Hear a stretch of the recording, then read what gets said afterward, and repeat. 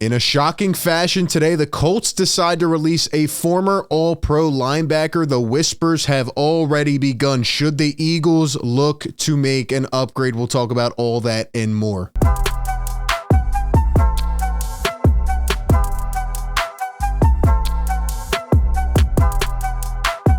What is up, everybody? Welcome into A to Z Philly. You know what to do, man. Hit the like button if you enjoy this content. Subscribe, ring the bell. RB here, bringing you the latest from the link. And today, I want to talk about a potential improvement, a potential upgrade for the Eagles and their linebacker core. But before we jump into that, just quickly, I want to talk about last night, man. The Eagles are 9-1 somehow, some way, whether it's a deep ball dropped in the end zone or whether it's a Travis Kelce fumble without Taylor Swift in attendance, the Eagles find a way to win. I want to know from you down below, are you happy? Are you frustrated? How confident are you in this Eagles team? Give me your thoughts down below.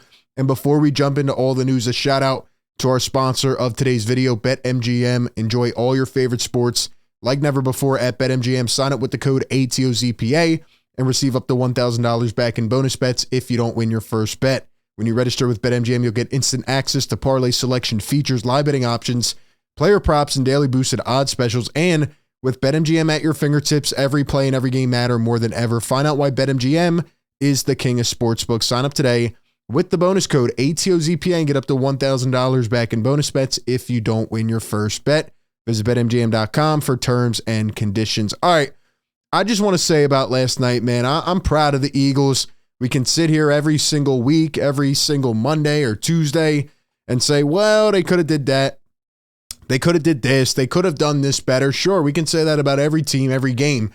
Fact of the matter is this Eagles team is gritty and they find ways to win games, and they're now sitting at 9-1. That's coming off going to the Super Bowl last year. That is a very tough thing to do in this league, in sports, and here they are, man, gearing up for another run. So, I mean, again, there's a lot they need to improve on, but they got it done. They got it done. The Chiefs are the ones who exposed themselves, and I feel confident about this Eagles team, especially heading into the rest of the gauntlet. Nick Sirianni says, quote, "That was gritty. That was grimy. It isn't about who is the toughest. It's about who is the toughest the longest."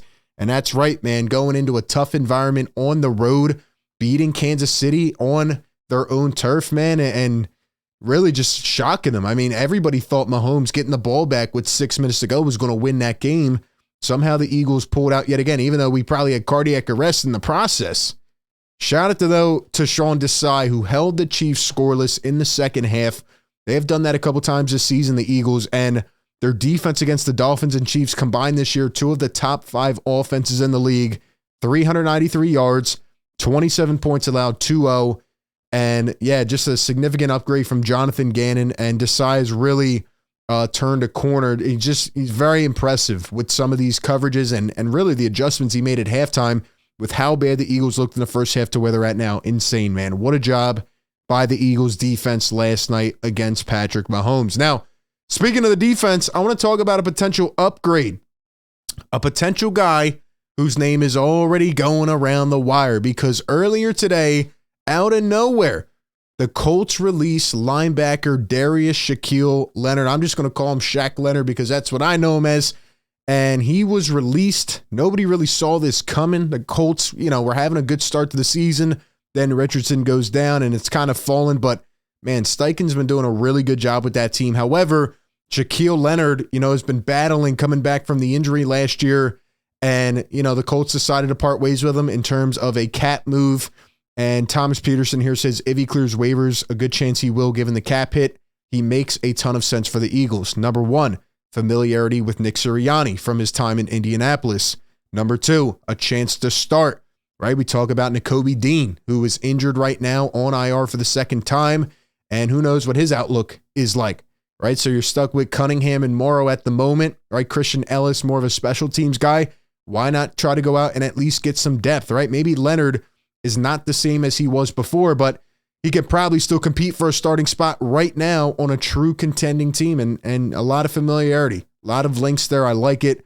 And when you look at Shaquille Leonard, here is what a team would have to pay him if he is claimed off of waivers the rest of the season. $6.11 million for the season.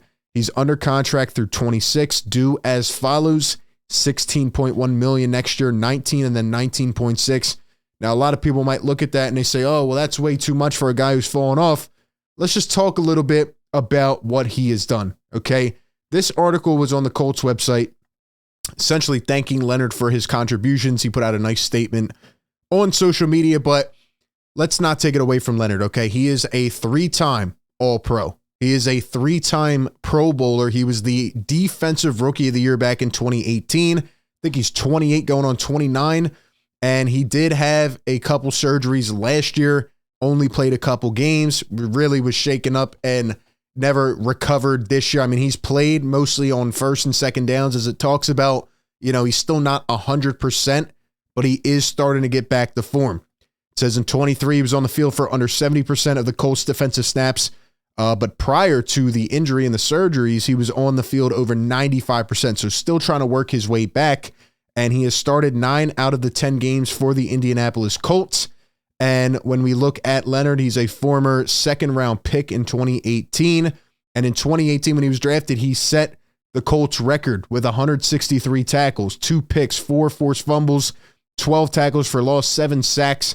He had 5 picks in 2019. And then in 21, the year before his injuries, he had 8 forced fumbles, which led the NFL.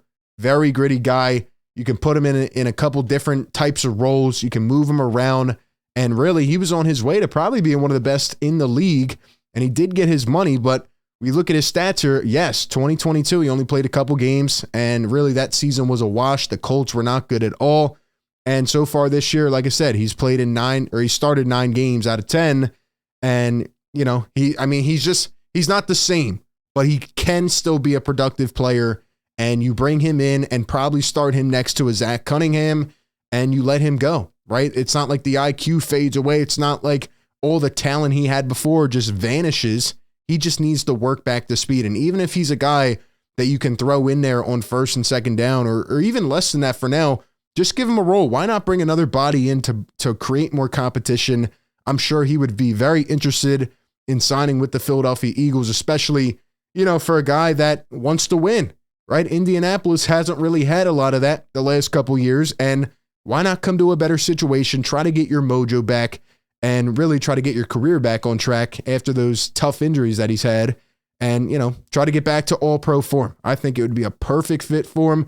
Sure, the money implication comes into it, and, you know, Howie Roseman's probably going to have to shuffle some money around, and he's probably going to have to, you know, make more bonuses over the next couple of years. We leave that to Howie, okay? That's not what we're here to do.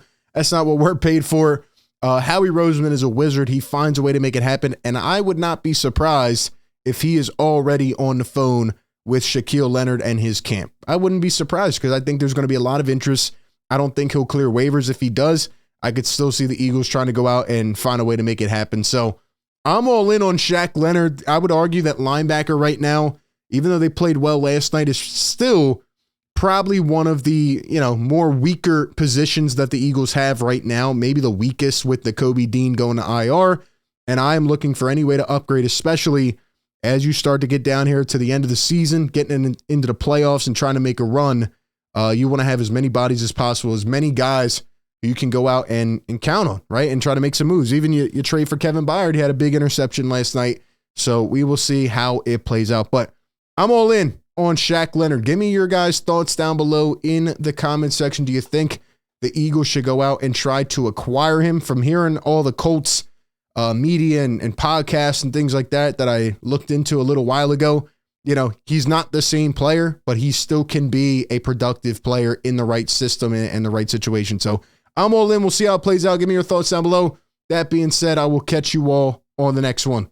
Peace.